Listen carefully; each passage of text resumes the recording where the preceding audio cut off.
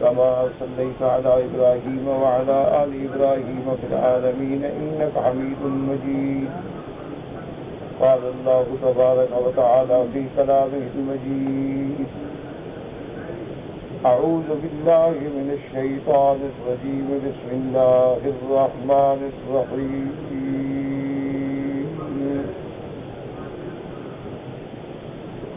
وقضينا إلى بني إسرائيل في الكتاب لتفسدن في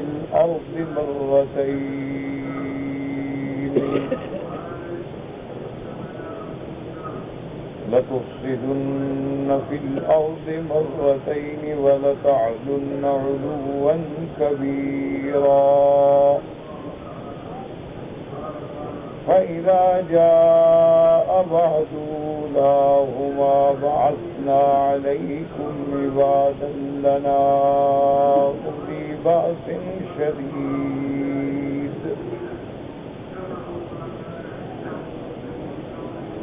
فجاسوا خلال الديار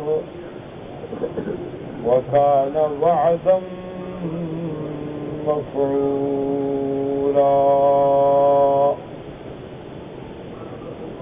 ثم رددنا لكم الكرة عليهم وأمددناكم بأموال وبنين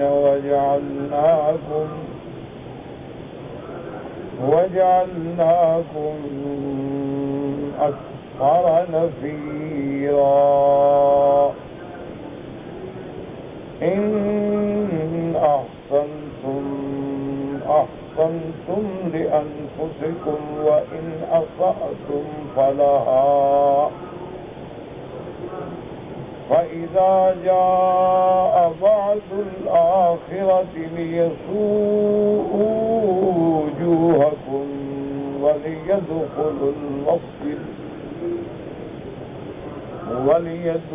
المسجد كما دخلوه أول مرة وليتبروا ما علوا تتبيرا. عسى ربكم أن يرحمكم وإن عدتم عدنا وجعلنا جهنم للكافرين حصيرا. اللہ تبارک و تعالی نے سورۃ الاسراء کی ان آیات مبارکہ میں بنی اسرائیل کے بارے میں ارشاد فرمایا ہے. سب سے پہلے ان آیات مبارک کا ترجمہ اور تفسیر پڑھنے سے پہلے یہ بات ذہن میں رکھیں کہ اللہ تبارک و تعالی نے قرآن مقدس میں جتنے واقعات بیان فرمائے ہیں اقوام صالحہ کے، ان کا مقصد کوئی تاریخی بیان نہیں ہے اور نہ قصہ کہانیاں ذکر کرنا ہے، بلکہ اللہ تبارک و تعالی نے جیسے قوم عاد، قوم ثمود، قوم لوط، قوم فرعون، قوم شعیب، بنو اسرائیل کا ذکر کیا ہے تاکہ ہم ان سے سبق حاصل کریں. ہمارے لیے ان واقعات میں مواعظ ہیں، عبر ہیں، ہدایات ہیں، لیکن یہ عبر ان کے لیے ہیں لمن یعتبر، جو عبرت پکڑیں. ہدایت ان کے لیے ہیں جو ہدایت کے متلاشی ہوں. موعظہ ان کے لیے ہیں لمن یتعظ، جو نصیحت قبول کریں.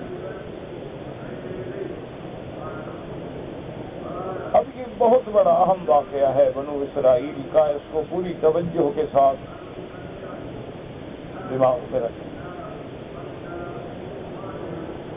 ہر دور میں ایک امت مسلمہ ہوتی ہے، یعنی جو نوح علیہ السلام پہ ایمان لے آئے وہ مسلمان،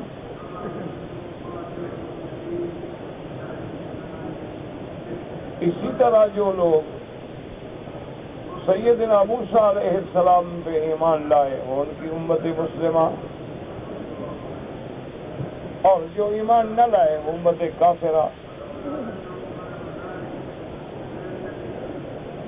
اسی طرح سیدنا عیسیٰ علیہ السلام پر جو ایمان لے آئے امت مسلمہ،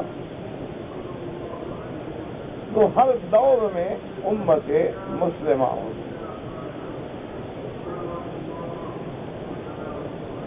اور بنو اسرائیل جو ہیں یہ ایک بہت بڑی امت ہے، ان میں بھی امت مسلمہ ہے، ان میں بھی بہت بڑے بڑے راہب، بڑے بڑے عباد اللہ، بڑے بڑے احبار، بڑے بڑے علماء، بڑے بڑے عباد صالحین پیدا ہوئے۔ اور اللہ نے اس قوم کو، جیسے میں نے عرض کیا تھا کہ قرآن پاک میں 2 دفعہ فرمایا گیا کہ فضلناکم علی العالمین،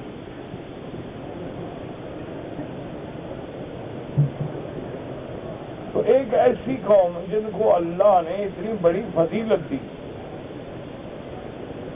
اللہ نے ان میں نبوت رکھی، ان میں ملوکیت رکھی، ان میں بادشاہی رکھی، اللہ نے انہیں اولو العزم من الرسل جیسا سیدنا موسیٰ علیہ السلام پیغمبر دیا،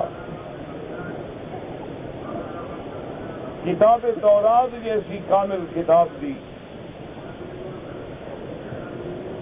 تو پھر اس کی کیا وجہ ہے کہ وہ امت جو فضیلت علی العالمین کے مقام پہ فائز تھی، ان پہ ضربت علیہم الذلہ، ان پہ اللہ نے ذلت، مسکنت، غضب اور لعنت دی۔ اسی میں ہمارے لیے سبق ہے، اسی کو سمجھیں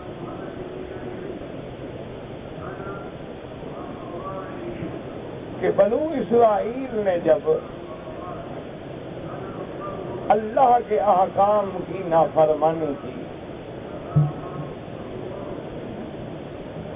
اللہ تبارک و تعالی نے ان کو ان کی نافرمانیوں کے مطابق مختلف سزائیں دی۔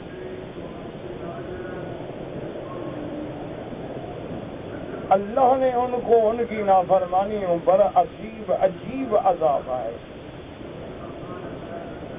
کچھ تو موسیٰ علیہ السلام کی زندگی میں آ گئے کہ ان پر عذاب مسخ آیا کہ اللہ نے انسانوں کو بدل دیا، حیوان بنا دیا، بندر بنا دیا، خنزیر بنا دیا۔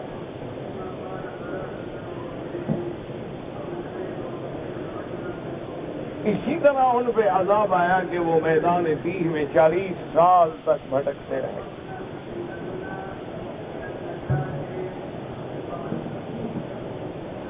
اور اس کے بعد پھر ان پہ عذاب آیا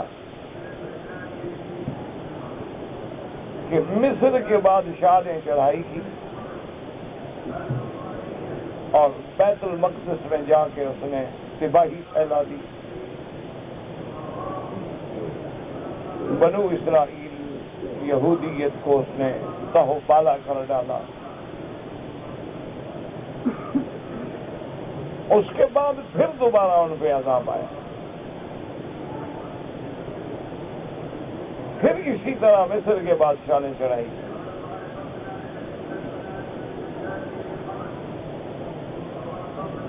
اور اس کے بعد پھر سب سے بڑا عذاب آیا جس کا ذکر قرآن میں ہے کہ اللہ نے ان پر بخت و نصر کو مسلط کیا۔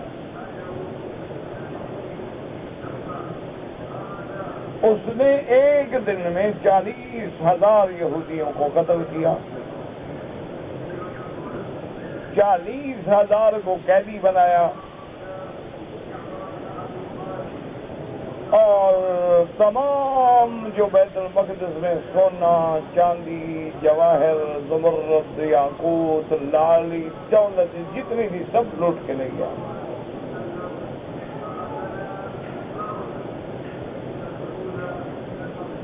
کیونکہ بیت المقدس جو تھا اس میں بڑی دولت تھی۔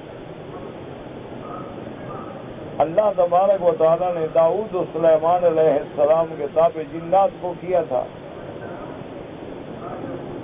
اور جنات نے اس مسجد کی سیدنا سلیمان علیہ السلام کے حکم پہ تعمیر کی۔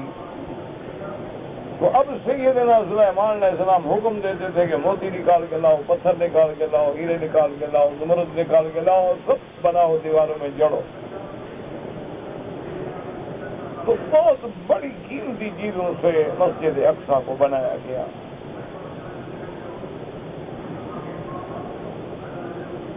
اسی واقعے کو قرآن مقدس نے ایک دوسرے مقام پہ بھی ذکر فرمایا ہے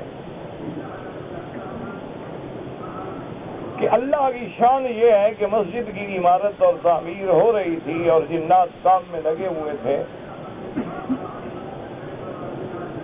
اور حضرت سلیمان علیہ السلام کی موت کا وقت آ گیا۔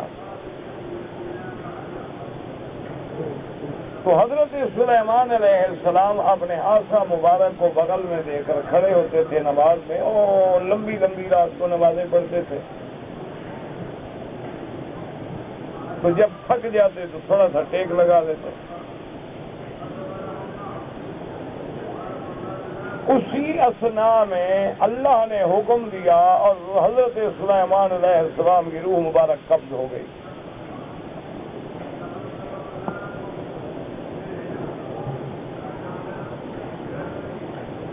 اور جنات جو کام میں لگے ہوئے تھے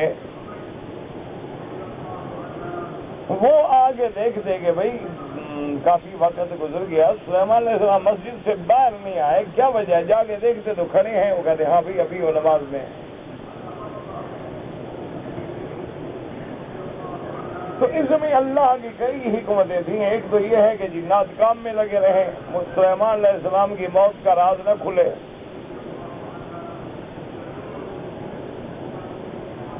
اور دوسری یہ بھی حکمتیں تھیں کہ اللہ تبارک و تعالی موت کے بعد بھی جس جسد اطہر کو، جسد مبارک کو محفوظ رکھنا چاہیں اسے دنیا کی کوئی طاقت نقصان نہیں پہنچا سکتی۔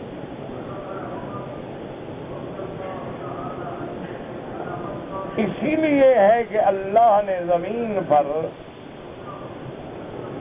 اجساد انبیاء علیہم السلام کو حرام کر دیا ہے کہ اللہ کے نبی کے جسد کو کوئی مٹی بھی نقصان نہیں پہنچا سکتی۔ اس لیے اللہ نے اپنی کمال قدرت کا ایک نمونہ دکھایا کہ دیکھو میرے نبی پہ موت تو آ گئی ہے لیکن پیغمبر کھڑا ہے، ورنہ موت کے بعد کسی کا کھڑا رہنا کیا مطلب؟ اگر روح نکل گئی تبھی موت ہے نا، انقطاع الروح عن الجسد، لیکن اس کے بعد کوئی ایسا تعلق تو ضرور ہے کہ جس کی وجہ سے حضرت کھڑے ہیں اور کوئی تبدیلی نہیں آ رہی، اور پھر کسی چیز میں تغیر نہیں آیا، نہ شکل میں، نہ جلد مبارک میں، نہ آپ کے چہرے میں، نہ لباس میں۔ جس طرح کھڑے ہیں حضرت سلیمان اسی طرح کھڑے ہیں۔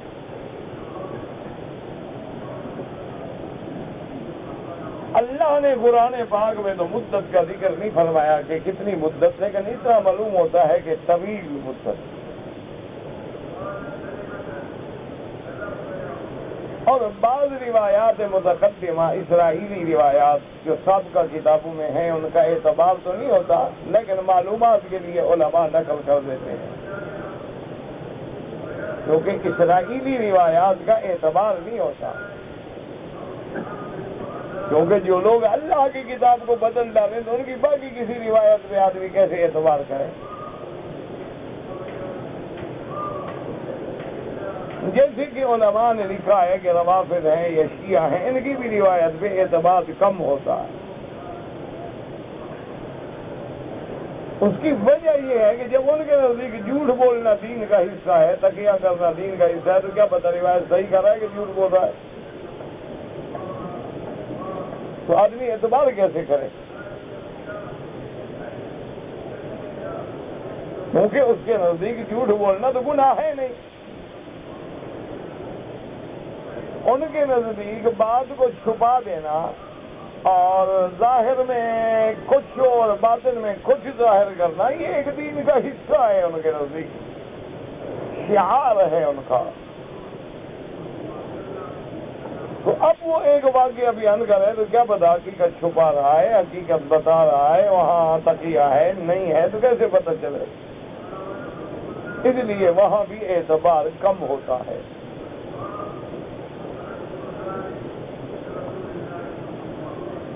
تو اسرائیلی روایات میں تو یہ بھی ملتا ہے کہ تقریباً 100 سال کا عرصہ گزر گیا اور سلیمان علیہ السلام کھڑے رہے۔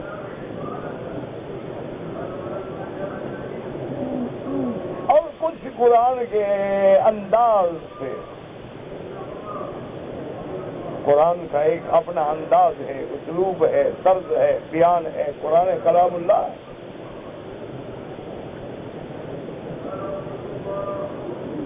تو قرآن پاک نے اسی طرح ایک حضرت سلیمان کی موت کا اور وقت کا ذکر نہیں کیا، لیکن ایک دوسرے پیغمبر کے بارے میں وقت کا ذکر فرمایا ہے۔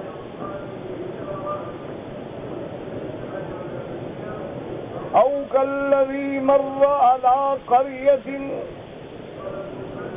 وہی خاویۃ علی عروشہا قال انا یحیی ہذہ اللہ بعد موتہا۔ اللہ کے ایک پیغمبر ایک بستی پہ گزرے، بستی گزر گئی، برباد ہو گئی، چھتیں گر گئیں، کوئی آبادی نہیں، کوئی متنفس نہیں، ویرانی ہی ویرانی، بربادی ہی بربادی ہے۔ دیکھ کے حیران ہو گئے۔ اور طبیعت میں ایک خیال آیا کہ اس قسم کی بربادی کے بعد ان کو دوبارہ زندہ کرنا، مانا انکار نہیں، یعنی کیفیت کیا ہوگی؟ تو قرآن کہتا ہے فَأَمَاتَهُ اللَّهُ مِئَةَ عَامٍ ثُمَّ بَعَثَهُ۔ اللہ نے اس پیغمبر پہ بھی موت دے دی کہ جی جیسے یہ بستی ختم ہو گئی آپ بھی ختم ہو جائے۔ اور یہ موت کتنا رہی؟ 100 سال۔ یہاں قرآن نے وقت بیان کر دیا ہے۔ 100 سال کے بعد اللہ نے پھر ان کو حیات بخشی، اٹھ کے بیٹھ گئے۔ حکم ہوا کم لبثتہ، کتنی دیر گزر گئی؟ لگا معلوم ہوتا ہے آدھا دن گزرا ہے یا کچھ زیادہ گزرا ہے۔ میں نے فرمایا حضرت دن نہیں 100 سال گزر گیا ہے۔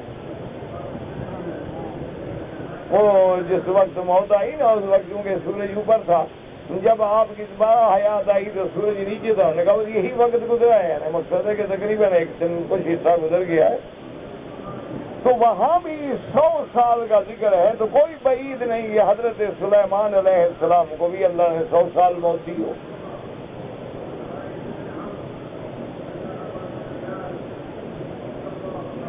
یہ تو موت ہے نا، اس لیے لوگ جھگڑے کرتے ہیں نا، اللہ کے بندے بلا وجہ جھگڑے نہ کیے کرو۔ مردے سنتے ہیں نہیں سنتے ہیں، عذاب قبر ہوتا ہے نہیں ہوتا ہے، حضور پاک سلام سنتے ہیں نہیں سنیے۔ میرے اللہ کا ایک نظام ہے، جب نظر ڈالو گے ماں سوا ایمان لانے کے راستہ کوئی نہیں۔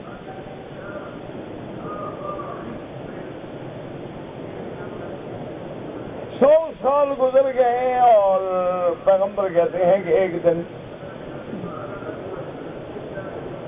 چلو یہاں تو اللہ کہتے ہیں ہم نے موت دی نا، اور اصحاب کہف کو تو موت ہی نہیں دی، نیند دے دی، اور نیند بھی 309 سال سوتے رہے۔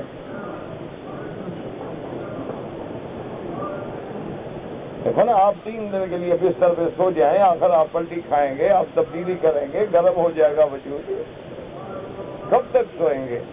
لیکن کمال قدرت دیکھو کہ ان کی روح مبارک نہیں نکالی گئی، 309 سال صرف نیند ہے۔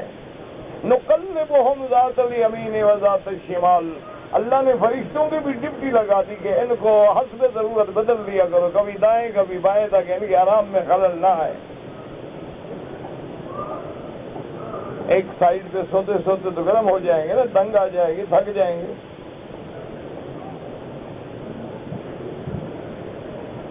اور اندازہ یہ بھی فرمائیں کہ 309 سال کی نیند بھی کیسی نیند ہے کہ نہ تو ناخن بڑے، ورنہ ناخن کہاں پہنچ جاتے، 1.5 میٹر کے ناخن ہو جاتے، داڑیاں کہاں پہنچ جاتی،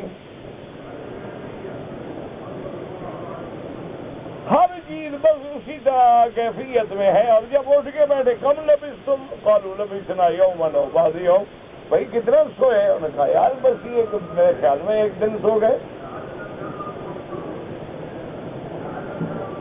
تو اللہ اپنا نظام دکھاتے ہیں کہ میں نیند مسلط کر دوں میری مرضی، میں موت مسلط کر دوں میری مرضی، میں زندہ کو نہ سننے دوں میری مرضی، میں مردوں کو سنوا دوں میری مرضی۔ تم کون ہو میری قدرت میں بحث کرنے والا؟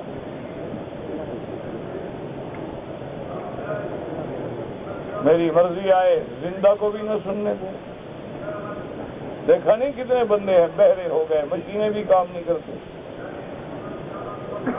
زندہ ہے، چلتا ہے، کھاتا ہے، پیتا ہے، سنتا ہے۔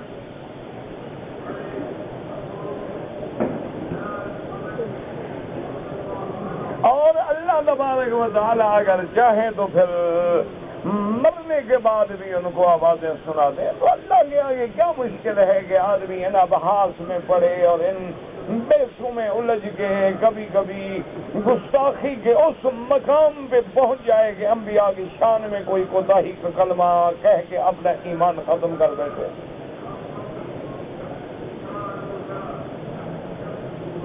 اللہ نے ہمیں حکم دیا ہے کہ قبرستان پہ گزرو کہو السلام علیکم۔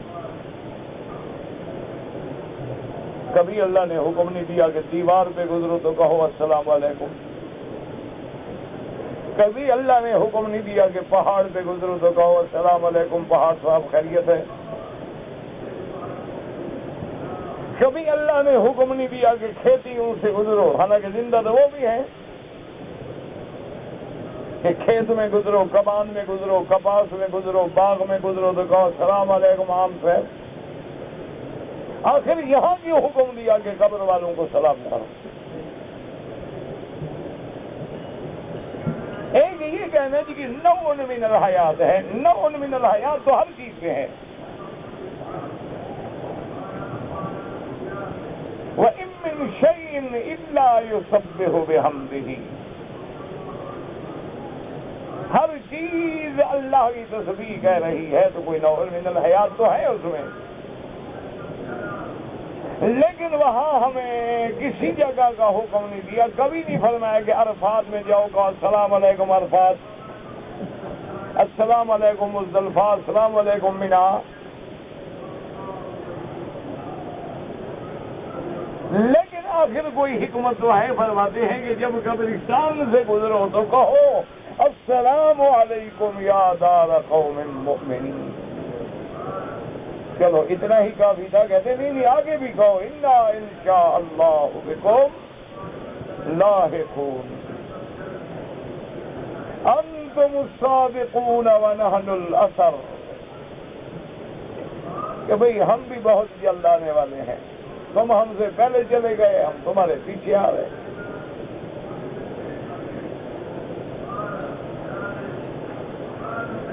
تو اس لیے ان بیسوں میں نہ الجھا کرو اور نہ اپنے عقیدے خراب کرو اور نہ اپنے ایمان خراب کرو۔ ہاں اللہ اگر چاہیں تو زندوں کو بھی نہ سنوائیں، اللہ اگر چاہیں تو سامنے بیٹھا ہو بندہ نہ سنے، اور اللہ اگر چاہیں تو نہاوند میں حضرت عمر کی آواز سنوا دیں۔ اس لیے ان مباحث میں بلا وجہ نہ الجھا کرو، جہاں جتنا حکم ہے آمنا باللہ بس، نہ آگے بڑھو نہ گستاخی کرو، جتنا ہمیں حکم ملا ہے بس اسی پہ رہو۔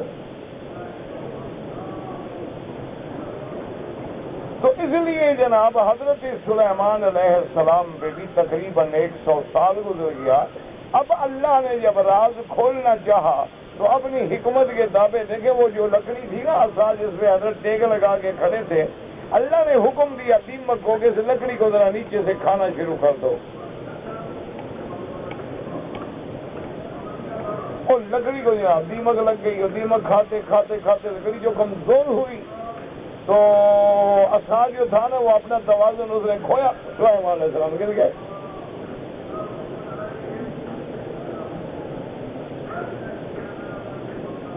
اب جب سلیمان علیہ السلام گر گئے مسجد مبارک میں تو اس کو قرآن نے باقاعدہ بیان کیا فَلَمَّا خَرَّ تَبَيَّنَتِ الْجِنُّ أَن لَّوْ كَانُوا يَعْلَمُونَ الْغَيْبَ مَا لَبِثُوا فِي الْعَذَابِ الْمُهِينِ.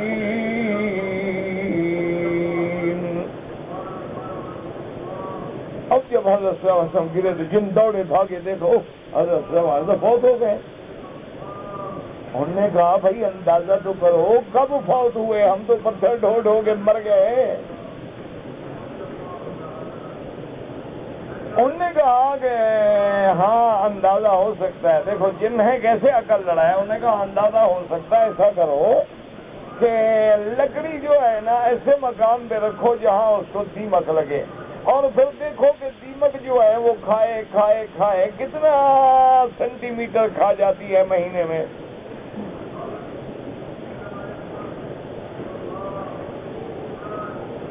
جن ہے لیکن دماغ تو کام کر رہا ہے نا, آخر جن ہے.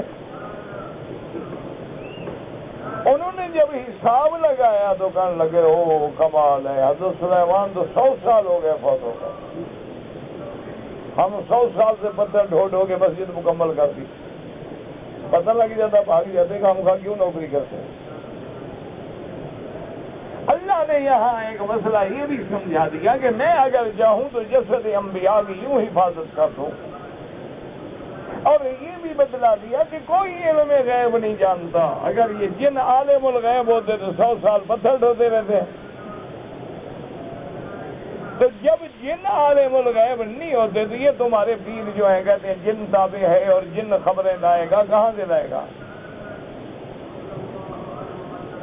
اتنا فرق ضرور ہوتا ہے, یاد رکھو کہ جیسے ایک آدمی نے آج ریڈیو سنا ہو, ایک نے نہیں سنا, اس کو خبر مل گئی, مجھے نہیں ملی. ایک آدمی کو ٹیلی فون آ گیا, اس کو پتہ لگ گیا, مجھے نہیں لگا.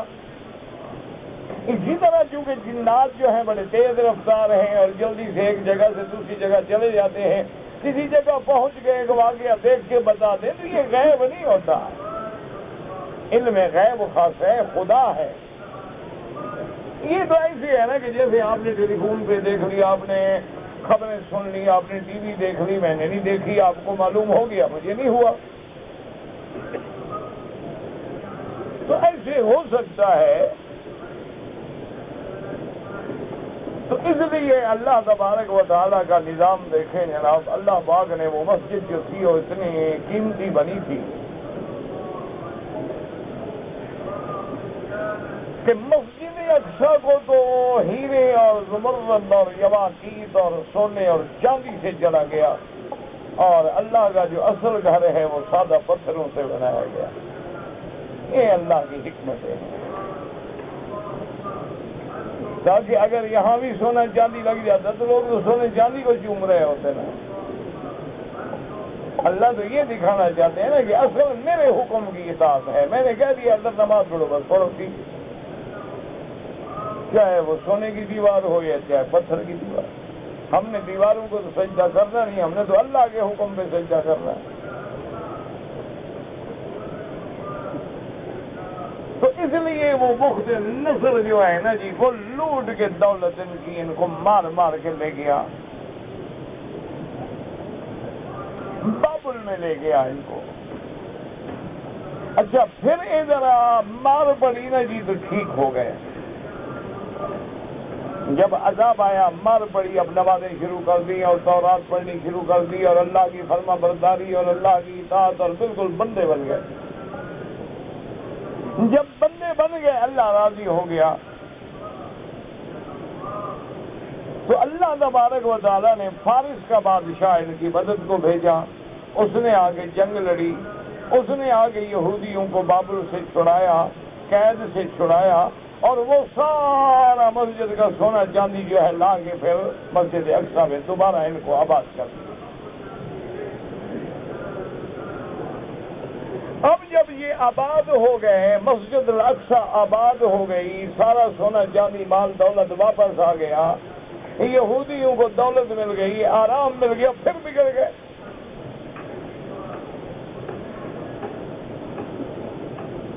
اب جناب جب بگڑے تو اللہ نے پھر ان پہ ایک ظالم بادشاہ مسلط کر دیا۔ پہلے نے تو 40,000 مارا تھا، اس نے ایک دن میں 1,00,000 بندہ قتل کر ڈالا، اور 1,70,000 گاڑیوں پہ سامان لاد کے پورا بیت المقدس کی ساری دولت لے گیا۔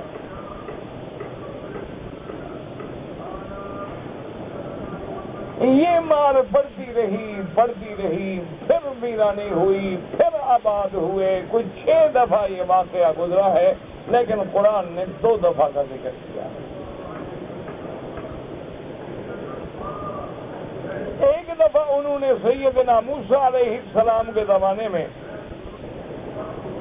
دوسری دفعہ پھر زمانے سیدنا عیسیٰ علیہ السلام میں یہودیوں نے پھر نظام اور شریعت عیسیٰ کی مخالفت کی، انجیل کی مخالفت کی، اللہ کے پیغمبر کے احکام کی مخالفت کی، اللہ نے پھر عذاب مسلط کیا۔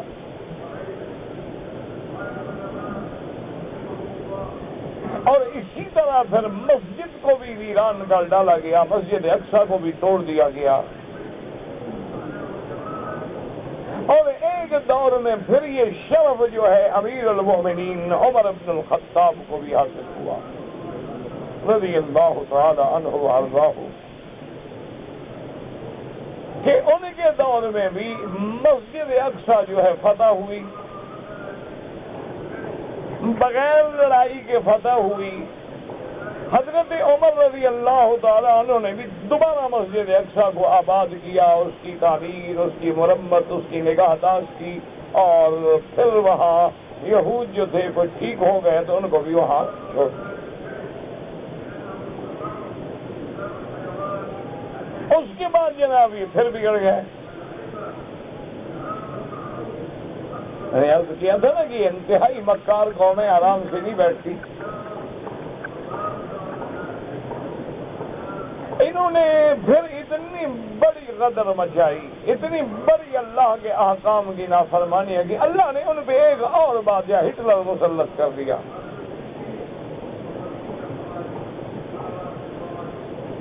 اس کے دور میں ان پہ ایسا قہر آیا ہے، ایسا عذاب آیا ہے کہ وہ ایسا ظالم تھا کہ اس نے حکم دیا کہ ان کے بدن سے سارے بال جو ہے نا پہلے نکال لو، سر کے بال ہیں، بغلوں کے ہیں، جہاں جہاں ان کے بدن پہ بال ہیں سارے بال اس طرح سے صاف کرو۔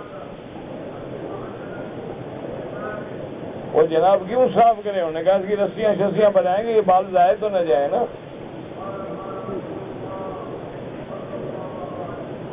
وہ سارے جناب بال جمع کیے گئے، پھر انہوں نے کہا کہ ان کو مارنے کے لیے یار اب گولی مارو، 2-2 3-3 4-4 بندے مرے گئے، یہ تو خامخواہ ہمارا گولیوں کا نقصان ہے۔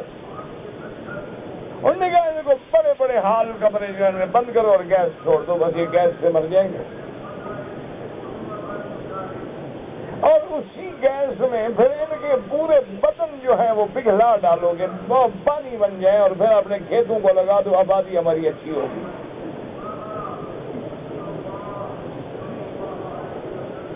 تو اس قوم پہ 6 دفعہ بربادی آئی، 6 دفعہ اللہ نے موقع دیا آبادی کا، پھر بربادی، پھر آبادی، پھر بربادی۔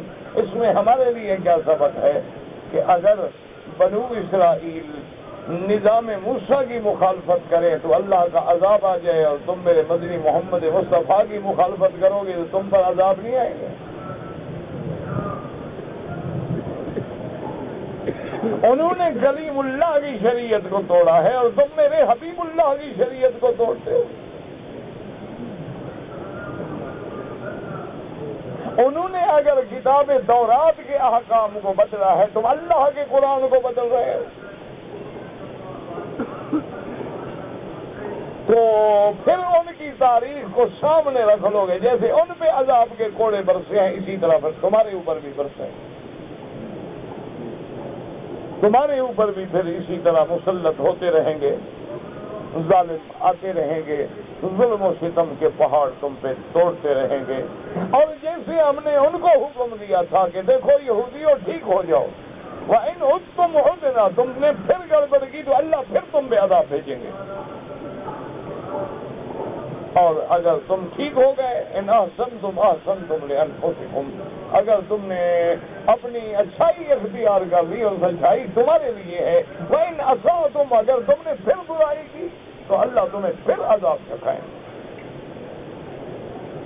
اور جب اللہ کسی قوم پہ عذاب دیتے ہیں تو پھر وہ یہ پرواہ نہیں کرتے ہیں کہ میرا کعبہ ہے اور مسجد اقصیٰ ہے اور مسجد صخرہ ہے، تو جب عذاب آتے ہیں اور جب جہنم کی آگ جلتی ہے، وہاں پتھروں کے ساتھ جو تر اور نرم اور رطب لکڑیاں ہیں وہ بھی جل جاتی ہیں۔ اچھا، اسی طرح کچھ لوگ وہ ہوتے ہیں جو اچھے ہیں، نمازی ہیں، روزے دار ہیں، عبادت گزار ہیں، شریعت پہ چلنے والے ہیں، لیکن وہ برائیوں کے سامنے دیوار نہیں بنتے، تو اللہ حکم دیتے ہیں ان کو بھی عذاب دے دو۔ جیسے کہ بنو اسرائیل کے زمانے میں ایک بستی پہ اللہ نے حکم دیا کہ عذاب نازل کیا جائے، فرشتوں نے عرض کیا کہ یا رب العالمین، آپ کا حکم ہے آمنا و صدقنا، لیکن اس بستی میں آپ کا ایک بہت بڑا محبوب بندہ ہے، عابد ہے، زاہد ہے، عبادت گزار ہے، فرما بردار ہے، اس کے بارے میں کیا حکم؟ اللہ نے کہا اس کو بھی عذاب دے دو۔ یا رب العالمین، وہ تو تیرا بڑا نمازی پرہیزگار، اللہ نے فرمایا نمازی ہے، تہجد گزار ہے، لیکن برائی کو روکنے کی کوشش کیوں نہیں کی؟ ان کو وہ بھی انہی کے ساتھ جائے گا۔ یہ نہ سمجھ لو کہ میں گھر میں تہجد پڑھتا ہوں، میں نماز پڑھتا ہوں، میرا کیا ہے مسجد میں کیا ہو رہا ہے، میرے ہمسائے میں کیا ہو رہا ہے، میرے بیوی بچے کیا کر رہے ہیں، میرے ملازمین کیا کر رہے ہیں، قیامت میں تم مسئول ہو سب کے۔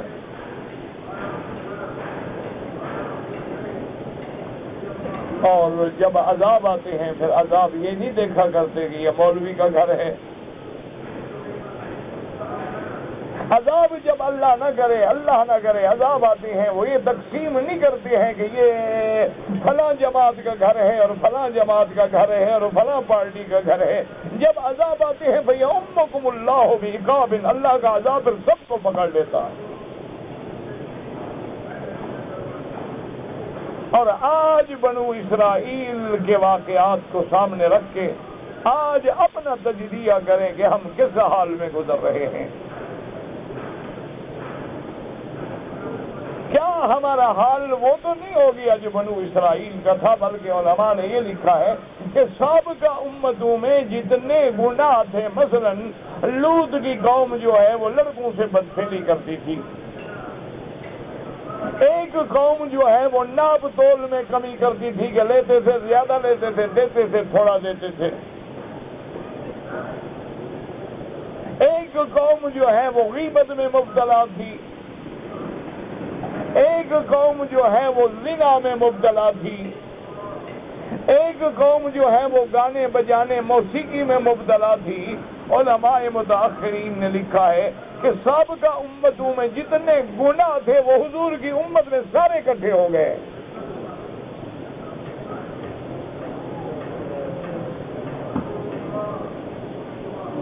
تو اگر ایک ایک گناہ پہ ان کو سزا ملی ہے اور ہمارے اندر وہ ساری بلائیں اکٹھی ہو جائیں تو ہمیں پھول پہنائے جائیں گے، ہمارے گلے میں ہار ڈالے جائیں گے، پھر یہی ہوگا کہ کبھی ایک کافر مسلط ہو جائے گا، کبھی دوسرا مسلط ہو جائے گا، کبھی تیسرا مسلط ہو جائے گا، کبھی اپنے اندر سے عذاب پھوٹ نکلیں گے، کبھی پارٹی بازی ہو جائے گی، کبھی فرقہ واریت ہو جائے گی، کبھی آپس کی جماعتی گروہی لڑائی ہو جائے گی، کبھی لسانی جھگڑے ہو جائیں گے، کبھی قومی جھگڑے ہو جائیں گے، یہ سارے اللہ کے عذاب ہیں، اس کی ناراضگی کی سزا ہے جو ہمیں مل رہی ہے۔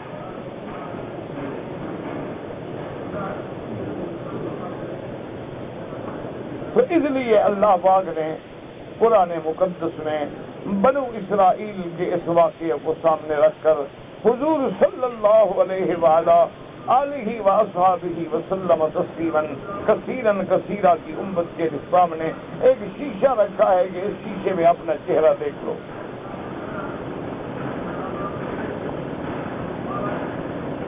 اور پھر اللہ کے اس فیصلے کو بھی یاد رکھ لو کہ اگر تم ٹھیک ہو جاؤ تو ما یفعل اللہ بعذابکم من شکرتم وآمنتم،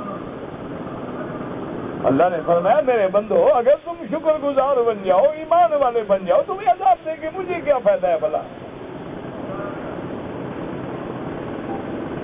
لیکن اگر تم نہ شکری کرو گے، یا تم کفر کرو گے، یا تم گستاخی کرو گے، یا تم حدود اللہ کو توڑو گے تو پھر یہ عذاب آئے۔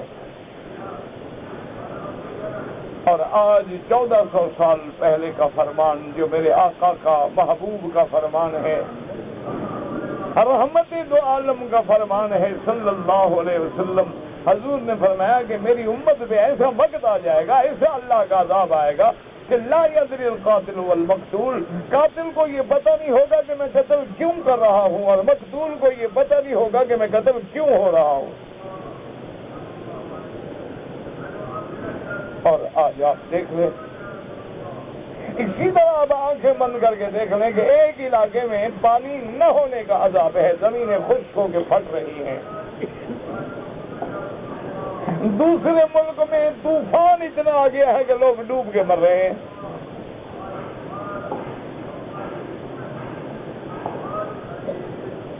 یعنی ایک جگہ اللہ پانی روک کے عذاب دے رہے ہیں، ایک جگہ پانی زیادہ دے کے عذاب دے رہے ہیں۔ اسی طرح اللہ نے ایسے عذاب مسلط کیے ہیں کہ گھر بیٹھے ہوئے ایسی ایسی بیماریاں مسلط ہو رہی ہیں کہ جن کی سمجھ نہیں آتی، اچھی یعنی ایسی بیماری پھیلتی ہے کہ سینکڑوں آدمی منٹوں میں مر جاتے ہیں۔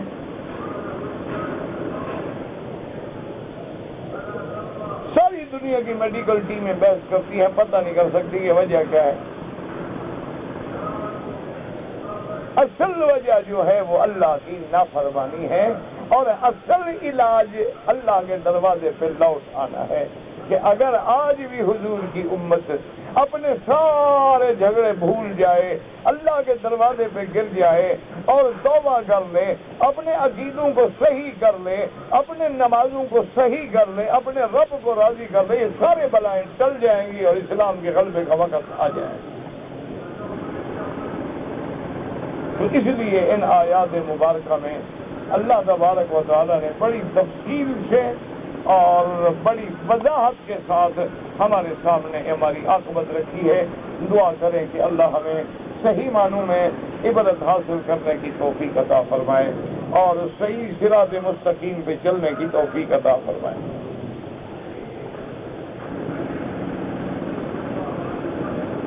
بھائی میرے عزیز، میں نے کئی دفعہ بتایا ہے، اب اگر تم ایک مسئلے کو یا ایک بات کو یاد نہ رکھو، اللہ کے قرآن پاک میں ہے قُلْ تُسْتَغْفِرُوا رَبَّكُمْ إِنَّهُ كَانَ غَفَّارًا يُرْسِلِ السَّمَاءَ عَلَيْكُمْ مِدْرَارًا وَيُمْدِدْكُمْ بِأَمْوَالٍ وَبَنِينَ وَيَجْعَلْ لَكُمْ جَنَّاتٍ وَأَنْهَارًا۔ تو اس کی علماء نے لکھا ہے کہ جو لاولد ہیں، جن کی اولاد نہیں ہے، وہ مرد بھی عورت بھی اگر کثرت سے استغفار کریں، استغفر اللہ استغفر اللہ استغفر اللہ، یا اگر یاد ہو تو استغفر اللہ الذی لا الہ الا هو الحی القیوم واتوب الیہ، یا اس کے بجائے استغفر اللہ ربی العظیم من کل ذنب واتوب الیہ، اگر یہ بھی یاد نہ ہو تو بس استغفر اللہ استغفر اللہ استغفر اللہ اٹھتے بیٹھتے چلتے پھرتے وضو بغیر وضو، عورت ہے حیض میں ہے کسی حال میں ہے پڑھتی رہے، تو اس کی کثرت سے اللہ پاک رزق میں بھی اور اولاد میں بھی برکت عطا فرماتے ہیں۔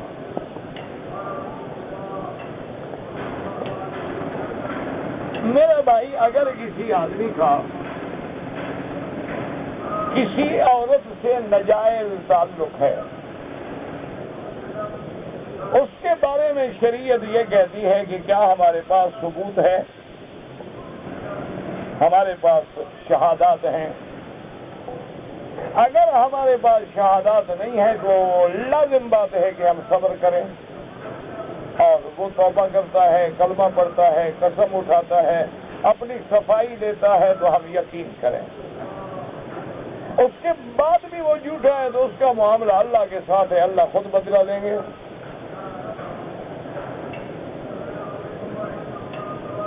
انڈیا آنے کا پروگرام، میرا بھائی، پروگرام تو ہر سال بنتے ہیں، لیکن آدمی اس وقت جاتا ہے جب اللہ کو منظور ہوتا ہے۔ یہ کسی انسان کے بس میں نہیں ہے، وَمَا تَشَاءُونَ إِلَّا أَن يَشَاءَ اللَّهُ۔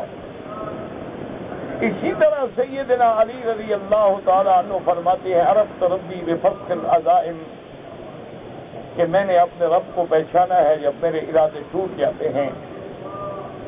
تو ہم تو 2 سال ہو گئے، کئی بلکہ کئی سال ہو گئے، تیاری بھی ہوتی ہے، ارادہ بھی ہوتا ہے، اور اپنے دوست احباب سے ملنے کی تمنا بھی ہوتی ہے، لیکن اللہ کو منظور نہیں تو میں کیا کر سکتا ہوں؟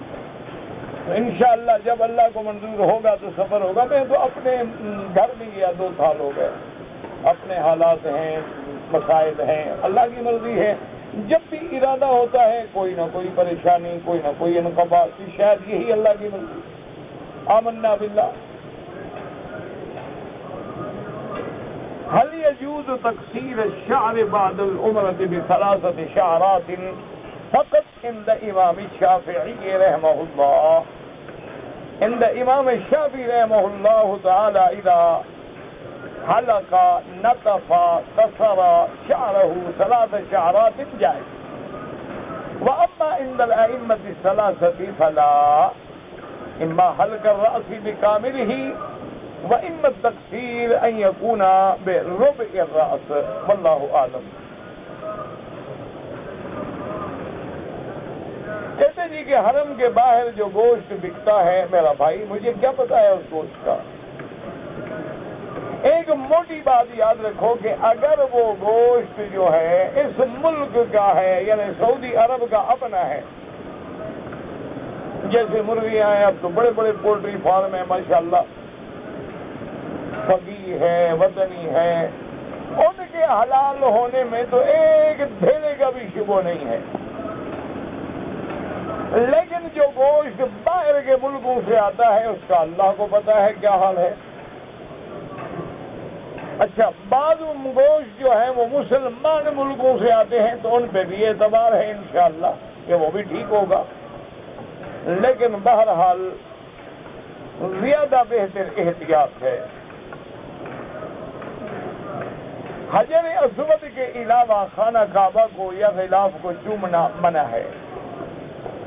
حجر اسود کا بوسہ دینا سنت ہے، اور باقی کسی جگہ بوسہ نہ دینا سنت ہے۔ اگر ہوتا تو حضور جہاں حجر اسود کو بوسہ دے رہے ہیں اور سارا کعبہ آپ کے سامنے تھا، تو کیا مشکل بات تھی؟ لیکن ہماری قوم تو ماشاءاللہ بڑی بہادر قوم ہے، انہوں نے تو ہر قبر کو حجر اسود بنا دیا، ہر گھر میں اپنا حجر اسود ہے ماشاءاللہ۔ ان کے لیے کیا مسئلہ ہے؟ جو قبریں پوجتے ہوں، چومتے ہوں، کعبہ شریف چھوڑتے ہیں، بلاؤ، شریعت میں ناجائز ہے، باقی تمہاری مرضی۔ کیا صحابہ کرام لونڈیوں سے مباشرت کرتے تھے؟ بالکل، اللہ نے حلال کیا، مما ملکت ایمانکم، تو صحابہ کا کیا مانا؟ اللہ نے قرآن پاک میں فرما دیا ہے الا علی ازواجہم او مما ملکت ایمانہم، ہم تو قرآن جب حلال کرے تو پھر گناہ کیا ہے؟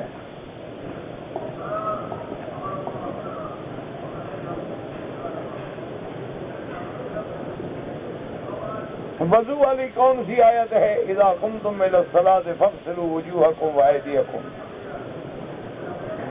سر کے بالوں کو خشک کیے بغیر مسح کرنا کیا مانا؟ پہلے غسل کیا تو مسح کی ضرورت ہی نہیں، اسی میں وضو کی نیت کر لو، بات ختم ہو گئی. اور اگر ویسے مثال کے طور پہ اس وقت تم نے وضو کی نیت نہیں کی تھی، غسل کر رہے، اب وضو کر رہے ہو تو کیا ہے، گیلے بھی ہوں، خشک کرنے کی کوئی ضرورت نہیں، بس ہاتھ پھیرو مسح کرو. کسی نماز کے بعد نفل جو ہے نبی کے نام پہ، نفل اللہ کے نام پہ پڑھیں، ثواب چاہے جس کو دیں. نماز سب اللہ کی ہوتی ہے، یہ مانا نہیں کہ فرض اللہ کے ہیں، سنت نبی کی ہے، نفل پیر کی ہے. نماز سب اللہ کی ہے. سنت مانا طریقہ ہے محمد مصطفیٰ. میں عمرہ کا احرام باندھ کے آ رہا تھا، ایکسیڈنٹ ہو گیا، احرام کھل گیا. جب میں ٹھیک ہو گیا تو میں نے عمرہ بھی کیا، ایک بکری بھی دیا، دم کا ٹھیک کیا، بالکل ٹھیک ہو گیا. کہتے جی ایک واعظ بیان کر رہا تھا کہ لوگوں پہ وقت آئے گا بادشاہ شیر کی طرح. میں نے بھی حدیث نہیں پڑھی، آپ نے کہیں پڑھی ہو تو اللہ کو پتا. اگر ایک عورت نے مسجد عائشہ سے احرام باندھا ہے اور احرام باندھنے کے بعد اس کو حیض آ گیا ہے تو اب لازمی بات ہے کہ حیض کے پورے دن یہاں رہیں، اپنی سیٹ تبدیل کروا لے. کوئی ایسا انقلاب نہیں کہ سیٹ آگے پیچھے نہ ہو سکے. اور نہ یہ حج ہے کہ گروپ چلا جائے گا تو ہم کیا کریں گے.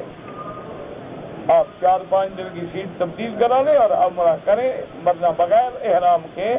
اگر ایسے احرام کھولیں گے دم بھی پڑ جائے گی اور بلا وجہ گنہگار بھی ہوں گے. اپنی سیٹ تبدیل کرا لیں اور کوئی مشکل مسئلہ نہیں ہے، عمرہ کر کے جائیں. والد صاحب جو ہیں فوت ہو گیا، اللہ مغفرت کرے. اشراق تو نہیں ہے، وہ قاف کے ساتھ ہوتا ہے. صلاۃ الاشراق شرک والا کاف نہیں ہے. اس کی 4 رکعت، 2 رکعت، تہجد کی 8 رکعت.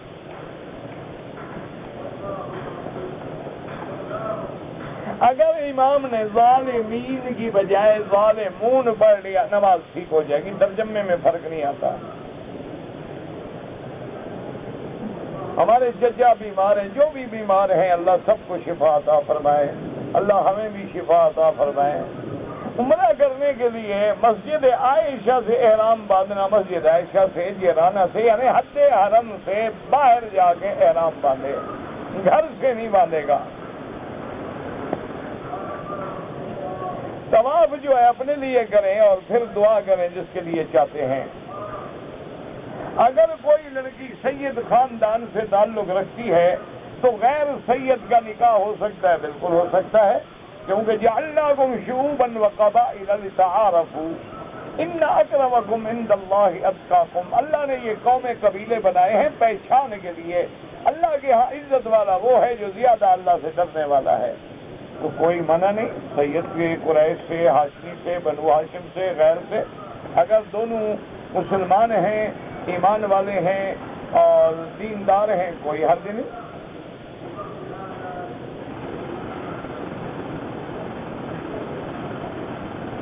میرے والد جو ہیں جسمانی طور پہ بیمار ہیں، وہ حج بدل کر آئے. یہ نہیں کہ حج کے پیسے مسجد میں لگا دیں. جب اللہ نے حج فرض کیا ہے تو حج کرائیں، بدل کے لیے آدمی بھیجے. اگر خود آ سکتے ہیں آئیں، لاکھ دفعہ، ورنہ حج بدل کراؤ، تکلیف نہ دو بوڑھے باپ کو. میرا لڑکا قرآن پڑھ رہا ہے، میرا ارادہ ہے کہ سعودی عرب میں پڑھے، ابھی اس کو وہاں پڑھنے دو. جب وہ ابتدائی تعلیم اچھی طرح حاصل کر لے پھر یہاں داخلے کی کوشش کرو.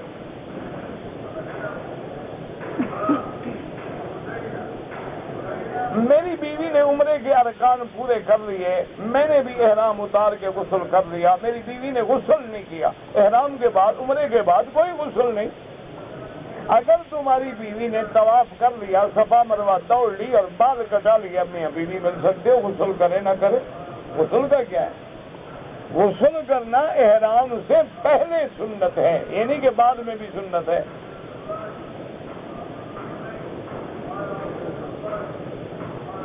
اگر ایک آدمی نے تھوڑا تھوڑا کٹ لگوایا بالوں کو تو ایک بکری دم دینی پڑے گی اور بال بھی کٹوائے ورنہ احرام سے نہیں نکلے گا۔ کھجور اجوا جو ہے 7 دانے کھائے جائیں تو اس دن انشاءاللہ سحر یا جادو یا زہر اثر نہیں کرے گا۔ حضور باغ نے داڑھی میں مہندی لگایا، حضور کے بال تو سفید ہوئے نہیں، سارا بال سفید ہوئے تھے تھوڑے سے یہاں۔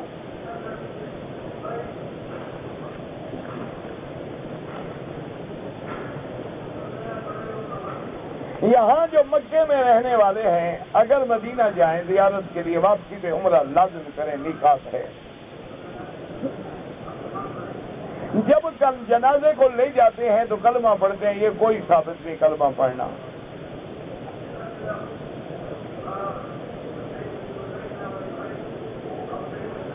ہمارے ملک میں جمعرات کو مغرب کے ٹائم قرآن شریف پڑھ کے کوئی چیزیں کھانا پینا تقسیم کرتے ہیں، بدعات ہیں۔ خمیس کے دن روزہ رکھا کرو، سوموار کے دن روزہ رکھا کرو، جو سنت ہے۔ اگر کوئی آدمی جنابت کی حالت میں ہے، کسی نے سلام کیا تو بہتر یہ ہے کہ بس دل میں جواب دے دے، کیونکہ ایک روایت میں ہے کہ حضور پاک نے تیمم کیا اور پھر جواب دیا۔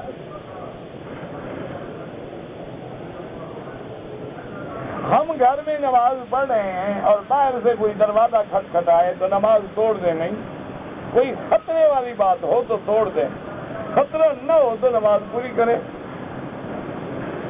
نہاوند جو ہے وہ شام کی جانب ایک علاقے کا نام ہے۔ آب زمزم بیٹھ کے پئیں جائز ہے، کھڑے ہو کے پئیں جائز ہے، باقی جتنے پانی ہیں وہ بیٹھ کے پئیں۔ اگر ایک آدمی نے بال نہیں کٹوائے اور احرام کھول دیا، لیکن اگر 1-2 گھنٹے بعد بال کٹوا لیے تو کوئی جرمانہ نہیں، اور بالکل نہیں کٹوائے اور سلے ہوئے کپڑے پہن لیے دم بھی ادا کرے اور بال بھی کٹوائے۔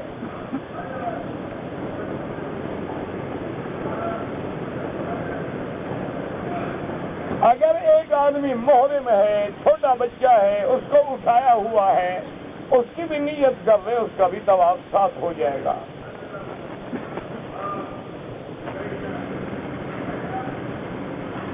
یعنی غیر الشیب، جو یہودی جو تھے وہ رنگ نہیں بدلتے تھے، یعنی مہندی وغیرہ نہیں لگاتے تھے، حضور نے حکم دیا کہ کچھ نہ کچھ تبدیل کیا کرو داڑھی کو۔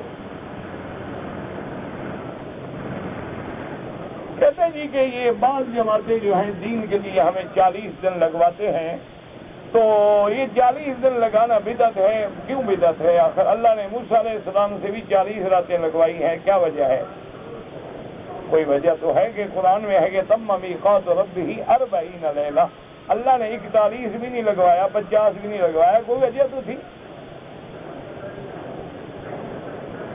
ویسے یاد رکھو کہ علماء کا ایک استدلال ہے کہ ثم خلقنا النطفۃ علقۃ، کہ نطفہ بنتا ہے، پھر علقہ بنتا ہے، پھر مضغہ بنتا ہے، تو اس میں 40 دن کا فرق ہوتا ہے۔ تو اس لیے بعض بزرگ کہتے ہیں کہ 40 دن میں نطفہ تھا، پھر علقہ بنا، پھر مضغہ بنا، پھر کسان بنا، پھر انسان بنا، پھر روح پھونکا گیا، تو 40 دن جب اللہ کے دین میں لگائے گا تو اس کو تبدیلی آئے گی انشاءاللہ۔ کہتے ہیں جی کہ بعض لوگ روزانہ عمرہ کرتے ہیں، اللہ قبول فرمائے، نفلی عبادت ہے، جتنی کرو کوئی منع نہیں، لیکن افضل یہ ہے کہ زیادہ طواف کرو۔ ہماری کمپنی میں چوری ہو گئی، سب کی چوری ہوئی، میری نہیں ہوئی، شکر کرو خدا کا، خیرات کرو۔ شوق ہے کہ ہو جائے چوری تو پھینک دو۔ اگر احرام کی حالت میں کپڑا منہ کو لگ جائے کچھ نہیں ہوتا۔ جب ہم حجر اسود کی طرف رخ کریں گے، ہاں سینہ بھی کریں گے، 1 سیکنڈ رکیں گے بھی، وہ وقوف ہے، وہ طواف نہیں۔ اگر احرام کی حالت میں غصہ کریں، احرام میں تو کچھ نہیں ہوگا لیکن ناجائز ہے، محرم کے لیے غصہ کرنا بھی حرام ہے۔ اگر احرام کی حالت میں ویسے کوئی بال ٹوٹ جائے کچھ بھی نہیں ہوتا، اگر لا علمی میں خوشبو ہاتھ میں لگ گئی، پھر جب علم ہوا تو دھو ڈالا، پھر کچھ نہیں ہوگا۔ اگر نہیں دھویا اور دونوں ہاتھ مکمل میں لگ گئی تو پھر دم دینی پڑے گی۔ واللہ اعلم۔ اللہم صلی علی محمد وعلی آل محمد وبارک وسلم۔ یا الہ العالمین، عالم اسلام پہ اپنی رحمت نازل فرما، عالم اسلام کی عزت کا فیصلہ فرما۔ یا اللہ کفار کی ہلاکت کا فیصلہ فرما۔ یا اللہ مسلمان جس ملک میں ہیں، عرب میں ہیں، عجم میں ہیں، فلسطین میں ہیں، کشمیر میں ہیں، ہند میں ہیں، پاکستان میں ہیں، بنگلہ دیش میں ہیں، سب کی جان مال آبرو عزت کی حفاظت فرما۔ یا اللہ مسلمانوں کی مساجد مدارس معابد کی حفاظت فرما۔ یا اللہ دینی کام کرنے والوں کی حفاظت فرما، دین پہ چلنے والوں کی حفاظت فرما۔ یا اللہ بیماروں کو شفا عطا فرما، بے حیاؤں کو حیا عطا فرما، بے دینوں کو دین عطا فرما، بے اولادوں کو اولاد عطا فرما، جن کی اولاد ہیں ان کو صالح بنا، بے روزگاروں کو روزگار عطا فرما، قرض داروں کے قرض عطا فرما، جن کے رزق تنگ ہیں ان کے رزق میں برکتیں عطا فرما۔ یا اللہ ہمیں مانگنا نہیں آتا، بغیر مانگے عطا فرما۔ پورے عالم میں ہدایت کی فضا پیدا فرما۔ حرمین الشریفین اور بلد الامین کو قیامت تک ہر فتنے سے محفوظ فرما۔